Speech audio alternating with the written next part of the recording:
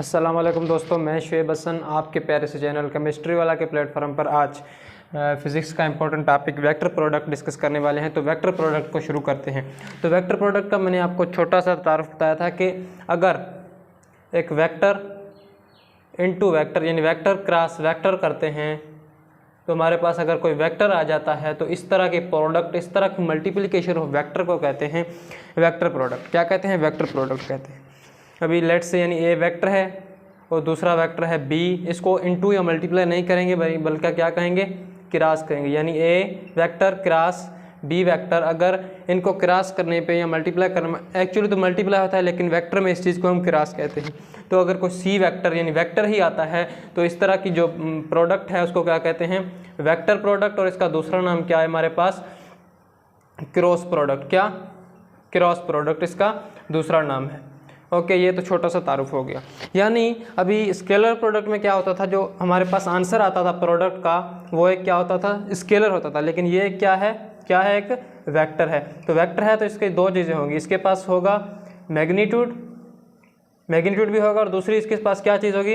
Direction. तो इसलिए हमें इन दोनों चीज़ों को डिस्कस करना पड़ेगा कि मैग्नीट्यूड किस चीज़ के बराबर है और इस चीज़ का डायरेक्शन हम कैसे फाइंड कर सकते हैं।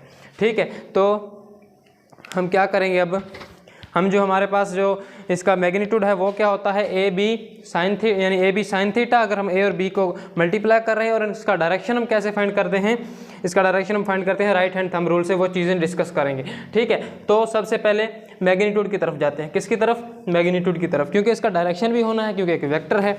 तो अगर मैं ये मेरे पास एक वेक्टर और दे दूसरा वेक्टर, यानी ये ए वेक्टर और ये हमारे पास है बी वेक्टर, और एंगल कितना बन रहा है? थीटा एंगल बन रहा है। कितना एंगल बन रहा है? Theta angle. अगर ये थीटा बन रहा है तो ये कितना बनेगा?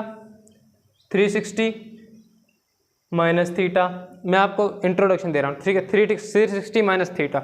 अब इनमें से स्मॉलर एंगल ए और बी के दरमियान कौन सी एंगल हैं? एक ये बाहर वाली बड़ी एंगल और एक ये अंदर वाली छोटी एंगल। तो जब हम इसका क्रॉस प्रोडक्ट लेंगे तो एंगल कौन सी उठाएंगे? स्मॉलर एंगल उठाएंगे। बताता हूँ कहाँ उठाएंगे, कैसे उठाएंगे। क्या बस ये याद रख लो कि स्मॉलर एंगल को हमने प्रीफर करना है, इस चीज़ को हमने उठाना है जब हमने क्रॉस प्रोडक्ट करना है। लेट्स से हम ए और बी को क्रॉस प्रोडक्ट कर रहे हैं। किसको? ए और बी को।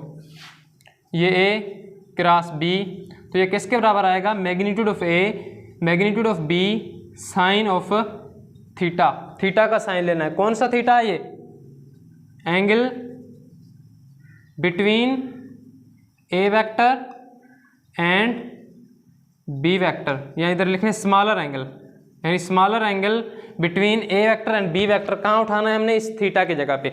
ये क्या है? अभी किसका मैग्नीट्यूड आ गया हमारे पास?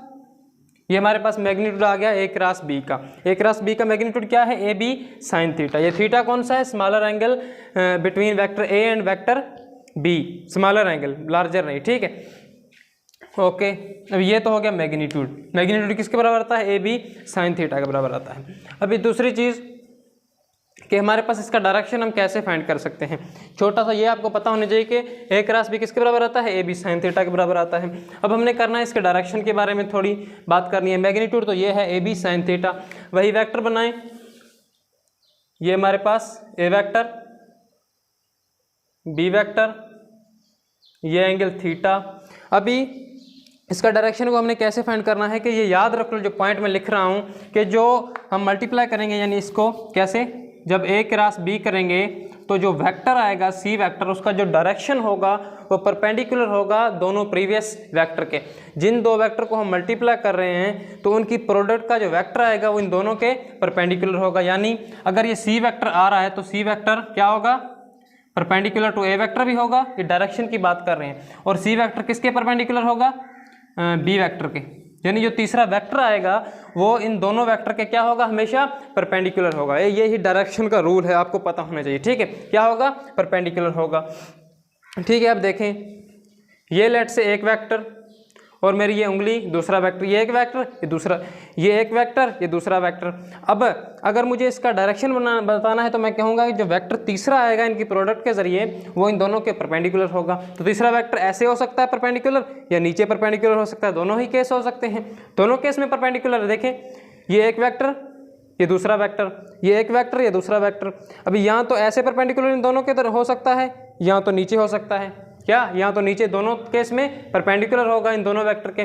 तो हम कैसे मुतयन करेंगे कि ये इसके ऊपर वाली साइड पे परपेंडिकुलर होगा या नीचे वाली साइड पे परपेंडिकुलर होगा, क्योंकि इसको प्लेन में इमेजिन करें, किसमें, प्लेन में इमेजिन करें, फिर आपको समझ में आएगा कि ये वेक्टर और ये वेक्टर इन दोनों के परपेंडिकुलर हैं, ये वेक्टर इन दोनों के क्या हैं, परपेंडिकुलर हैं। तो अब हमें ये वेक्टर लेना है प्रोडक्ट के रिजल्ट में, या ये वेक्टर लेना है, कौन सा वेक्टर लें, क्योंकि दोनों ही परपेंडिकुलर आ रहे हैं। इस कंडीशन के मुताबिक जो सी वेक्टर आएगा, जो तीसरा वेक्टर आएगा, इन दोनों को परपेंडिकुलर होगा। अब परपेंडिकुलर दो वेक्टर हैं, या तो ऊपर की तरफ या तो नीचे की तरफ। तो अब हम कैसे फाइंड करेंगे कि कौन सा इसका एक्चुअल डायरेक्शन है?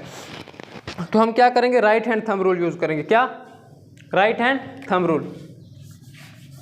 अभी इधर मैं लिखता हूं ए क्रॉस बी सी वेक्टर, तो सी वेक्टर किसके परपेंडिकुलर है, ए वेक्टर के भी परपेंडिकुलर होगा, और सी वेक्टर बी वेक्टर के भी परपेंडिकुलर होगा। अब हमें कैसे फाइंड करना है कि कौन सा इसका एक्चुअल डायरेक्शन होगा सी का? तो राइट हैंड थंब रूल लगाओगे, right hand thumb rule, right hand thumb rule. तो राइट हैंड थंब रूल कैसे लगाएंगे? अपना राइट हैंड उठाओ और इधर रखो। राइट हैंड कैसे रखो, इधर रखो।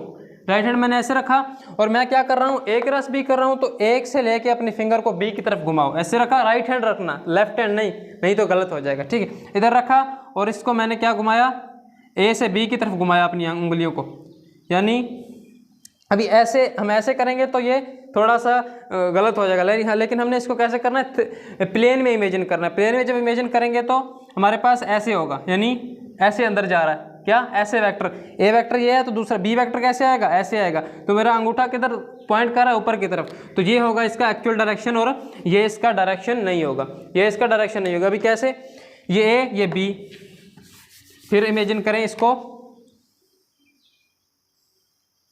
इसको प्लेन में इमेजिन करें। कैसे, प्लेन में, ठीक है। अभी देखें, यानी अगर मैं इधर एक वेक्टर बनाता हूं, ये एंगल थीटा है, अभी ये ए वेक्टर ये बी वेक्टर, तो मैं क्या करूंगा, इसको ऐसे घुमाऊंगा अपनी उंगलियों को।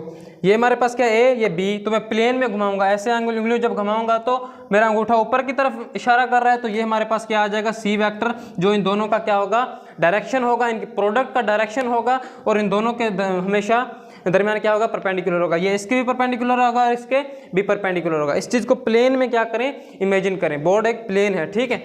कैसे, अभी ये अंदर की तरफ जा रहा है, ऐसे समझे, ये ए वेक्टर ये बी वेक्टर, मैंने उंगलियां घुमाई, मेरी उंगलियां अंदर की तरफ, किसकी तरफ जा रही है, बी की तरफ। किससे, ए से जा रही हैं बी की तरफ, और मेरा अंगूठा किधर पॉइंट कर रहा है, ऊपर पॉइंट कर रहा है। तो इसलिए ये क्या है हमारे पास, सी वेक्टर, जो कि इन दोनों की प्रोडक्ट का डायरेक्शन होगा, इन दोनों की प्रोडक्ट का डायरेक्शन होगा। हमने कैसे फाइंड किया, राइट हैंड थंब रूल के जरिए।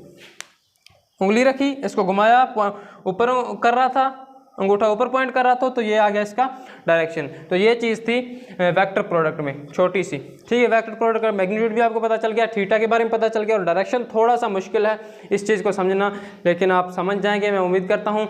इसका दूसरा रूल भी है, वो भी इंशाल्लाह डिस्कस करेंगे। लेकिन राइट हैंड थंब रूल क्या है, आप इसको यानी ऐसे समझे कि ये ऐसे लेटा हुआ है, ये वेक्टर और ये वेक्टर ऐसे लेटे हुए हैं ऐसे, ठीक है। मैं उसको ऐसे घुमाऊंगा, ये ए वेक्टर ये बी वेक्टर, मैं ऐसे अपनी उंगलियों को घुमाया, मेरी अंगूठा ऊपर जा रहा है, उंगलियों को मैंने ऐसे घुमाया, अंगूठा ऊपर जा रहा है। तो जो ऊपर जा रहा है यही क्या बता रहा है, मैं direction of product of A vector and B vector, ठीक हो गया। तो बी वेक्टर और ए वेक्टर का डायरेक्शन क्या होगा, इनकी प्रोडक्ट का डायरेक्शन ये सी वेक्टर होगा, जो कि इन दोनों के परपेंडिकुलर होगा, ऊपर की तरफ, ठीक है, ऊपर की तरफ। अब लिखते कैसे हैं, ए क्रॉस बी को ऐसे, A magnitude of A B sine theta, ये तो हो गया मैग्नीट्यूड। क्योंकि ये एक वेक्टर आएगा तो हमें डायरेक्शन के बारे में बताना पड़ेगा। डायरेक्शन हम कैसे बताएंगे, इधर हम एक यूनिट वेक्टर लिख देंगे जिसे कहेंगे एन कैप। क्या, यूनिट वेक्टर। यूनिट वेक्टर क्या रहता है, डायरेक्शन।